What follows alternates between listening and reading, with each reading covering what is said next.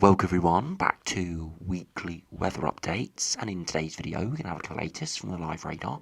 And for the weather warnings, we still have a yellow snow warning issued for parts of Scotland, as we are still seeing some cold air embedded there, but for most it will be turning back towards rain as we head through this upcoming weekend. Generally, things can be very mixed next week, as we see from the latest UKV. There will be bits and bobs of colder weather around, but really nothing too major, and generally temperatures will be around average for the time of year. Some days rain, some days a little bit drier, but never any real consistency, as we are going into a pretty unsettled spell of weather. However, into the longer range, as we have alluded to over the past couple of weeks, blocking patterns are continuing to crop up, but we have really struggled to see them get into the sort of short to medium range, the sort of 5 to 7 day range in the past week or two, even though they have been continually threatened in the longer range. Now, the reason for that is because of multiple different factors sort of stopping that pattern from evolving, but we could potentially see it starting to take over in the second half of the month. As I have said over the past week or two, it is looking likely now we will see a major southern stratospheric warming as we head over the next week to 10 days, and there is the risk that we could see quite a quick response from that towards the second half of February, and if that does happen, that really could propagate blocking throughout the atmosphere. And there is a lot of runs today starting to suggest that possibility. I said no guarantee with that, but it is definitely going to increase those chances of that blocking returning throughout the second half of the month. So do remember, if you enjoy my videos, make sure you like and subscribe. And remember to follow me on Twitter as well, the link's in the description. If you start on the live radar, you can kind of see the split we've got at the moment. Milder and wet further southwards, colder and snowy further northwards across parts of Scotland. You can see already across Scotland the low-lying areas, coastal areas, starting to see this precipitation turn back to rain as we start to see that milder air filter in, but most areas further inland with any elevation still is seeing some snow, but it will repeatedly start to turn back to rain over the course of this evening. Further southwards, where we have seen snow yesterday, look, seeing rain everywhere now, and that's because milder air has pushed in. So very much a major snow event yesterday for some, but turning very quickly milder through today and through the next couple of days. Not a massively horrible day further southwards. Yes, there is some persistent rain, but most of these showers should blow through quite quickly. So 1 minute you could be seeing some quite heavy rain, the next minute it'll be a little bit drier. So shouldn't be too horrible, or at least not as bad as it was yesterday, but it shouldn't be particularly great either. Hopefully we do see a bit of sunshine over the coming days, but this sort of pattern of showers around most days is going to continue. Now, if you look at the latest temperatures around lunchtime as I'm recording this, you still see northern areas are colder, but it is starting to turn slightly milder even there. Further southwards, it actually is turning more average to above average now, with warmer upper air temperatures moving in with that more warmer sector with all that rain yesterday. But we are going to see cooler conditions push back in further southwards. Again, it is all relative. These cooler conditions are still going to be sort of 5, 6, 7 degrees for parts of England and Wales, but relatively cooler than what we have right now. So all areas will be generally around average, but any chance of any snow will be diminishing quite significantly, as said, over the next 24 hours. But we do have a snow warning still issued for parts of Scotland into 3 p.m. tomorrow, again mainly over the higher ground and inland for northern and eastern Scotland, mostly above 200 to 300 metres. Again, could be a couple of centimetres, maybe 5 to 10 centimetres above 200 metres, 15 to 20 above 300. So it is all dependent on that elevation. Pretty typical marginal setup here, but that freezing level will be progressively rising. Even those areas at 300 metres will probably be seeing rain by the second half of the weekend. Now, if you have a look at the latest UKV, you can see that snow still falling across parts of Scotland, but for most areas it is now slightly milder with rain within all of the precipitation. If you progress through the rest of this afternoon into the evening, still seeing some winteriness further northwards, but most areas showers still around. But you can see from the south and the west it is progressively turning a little bit drier with some clearer skies overnight, as we see a little drier slot moving in there. But as we head into Saturday, the showers will return, especially the further westwards you are, especially southwest England, South Wales, seeing some heavy, maybe even thundery showers pushing in. But further northwards and eastwards could be a slightly drier day for a bit of a change. Into Sunday though, showers will continue and will progress eastwards through Sunday. Shouldn't be too bad, but they will be around and they will be fairly scattered.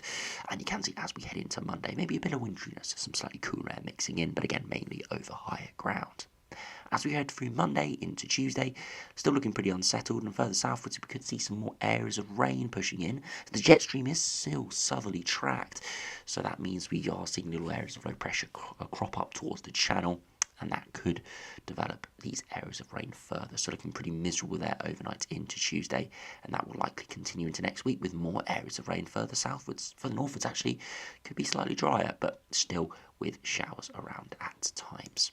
You can see how the cold air, or the very cold air, that's cold enough for snow, is now getting pushed away. It's getting replaced by milder air, but cooler air will push back in over the next sort of 24 hours. So relative speaking, it is going to turn slightly cooler, but not as cold as it was yesterday.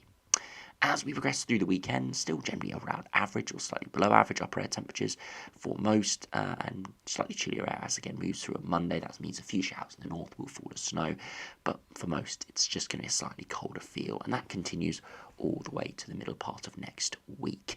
You can see cold air is close by, but because we haven't got any proper blocking forcing it southwards, it always allows this milder air to push upwards from the south with low pressure systems, which always keeps this sort of dividing ground where northern areas are always going to be slightly cooler, but not quite cold enough for snow or further snow at this stage. If we do look at the max temperatures, this afternoon still cold in the north, below freezing for some still across Scotland, but across England and Wales, 10 to 13 degrees. But under rain and showers and cloud, it's not going to feel too great if I'm being completely honest.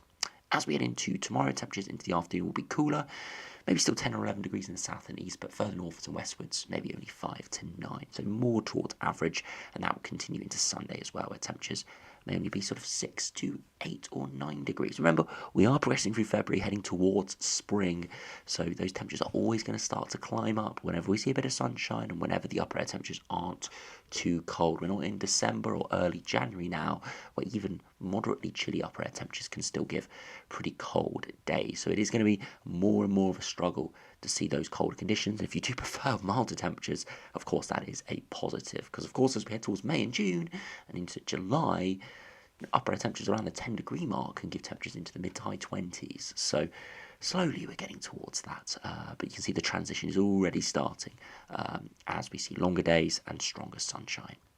As we progress through Sunday into Monday, bit of overnight frost there potentially for some, and for Monday again a little bit of a chillier day around 5 to 9 degrees, and that'll continue into Tuesday, a bit of a frost again, and again we're seeing those temperatures around the average mark for the time of year.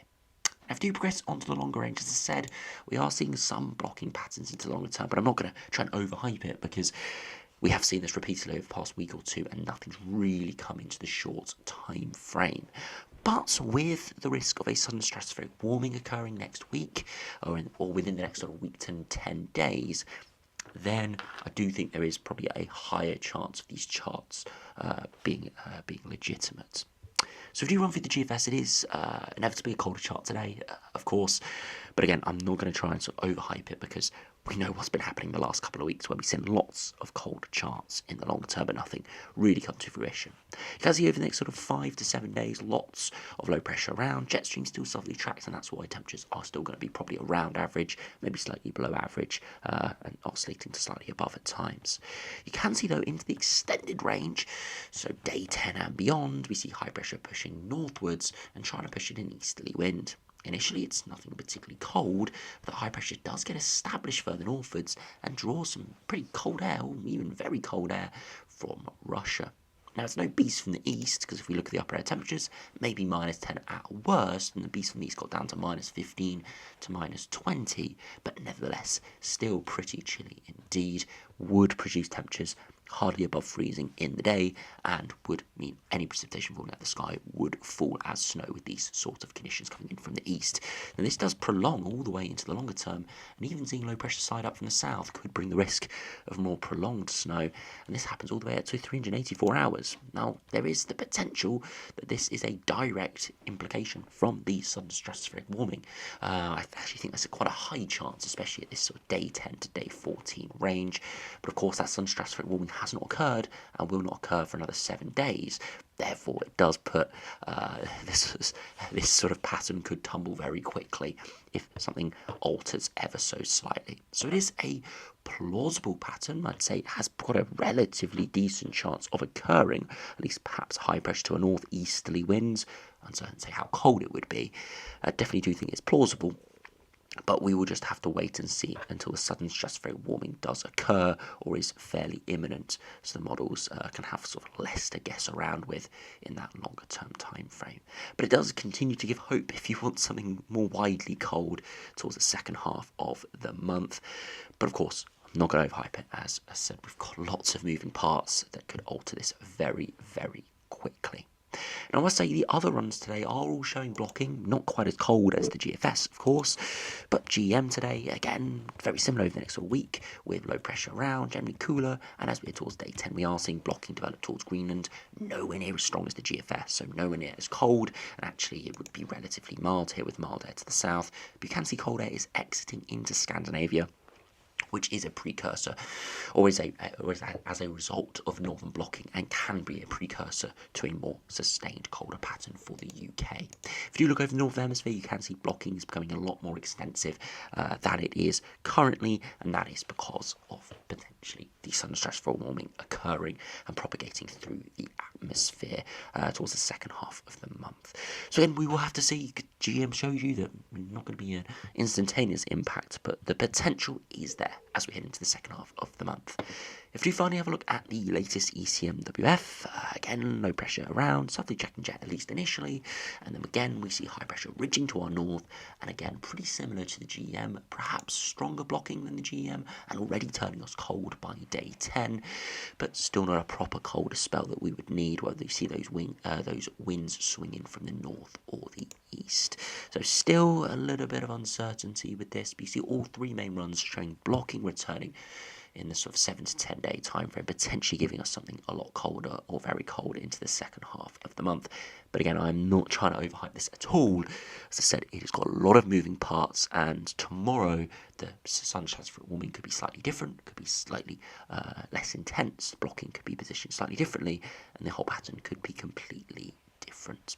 So if you do have a look at the latest ensembles, you can see over the next week or so, we're generally average to slightly above average for London, but really no more than 3 or 4 degrees off the 1991-2020 mean. You can see in around a week or so's time, we do start to see a lot of spread.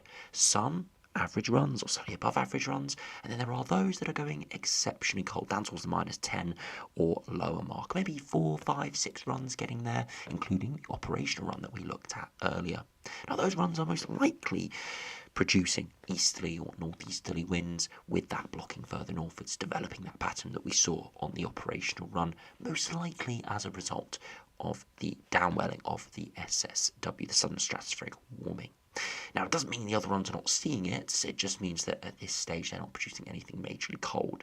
So that is on the cards, but as you can see, there is a lot of spread in the longer term, so it is going to be one to keep a very close eye on. Precipitation isn't particularly low, but it's not particularly high either. A bit of clustering around 6 or 7 days' time could suggest that we could see a more succinct area of rain and low pressure move in, and that is one to keep an eye on as well. But generally, it is going to be around average for the near future with areas of precipitation, but nothing too much in terms of deluge at the short time frame. If we do look at the 2 meter temperatures, you can see generally around the mid to high single digits, maybe just touching the double digits on certain days. But there is a downwards trend in the long term, mostly powered by those very cold runs appearing. And again, it's going to be one to keep a very close eye on, as we'll see what happens as we head into the second half of February. You see it on the dew points, those very cold dew points from some runs indicating more of a northerly or easterly flow is looking favoured, with those dew points more often than not dropping down towards freezing or below. So continental drier air, again though, one to keep an eye on. If you finish by looking at the latest ECMWF, it is pretty similar over the next week or so, generally average to slightly above average, with temperatures not deviating too much from average, maybe 3, 4, 5 degrees at most. And then you can see into the longer range, generally around average, but some very cold runs appearing. So pretty much similar to the GFS. As I said, it's going to be one to keep an eye on, of course, over the next few days, in the next week or course. So we're not going to have any definitive answers on the second half of February in the near future. So if anyone's telling you exactly what's going to happen, then they're obviously not looking at the ensembles and looking at the probabilities associated with this. I will keep a very close eye on it, of course, for you. And I'll probably have a video out in the next few days looking at the southern stratospheric warming, looking at the timelines and the type of SSW that could have a bit of an effect on what we see on the surface. Of course, a displacement event, not typically as severe as a split event, and at this stage there are both options on the cards, so we'll keep a very close eye on that, and I'll have a video out in the next few days with that in more detail. As I said, thanks for watching, hope you enjoyed, subscribe if you're new, and I'll see you again for another video soon.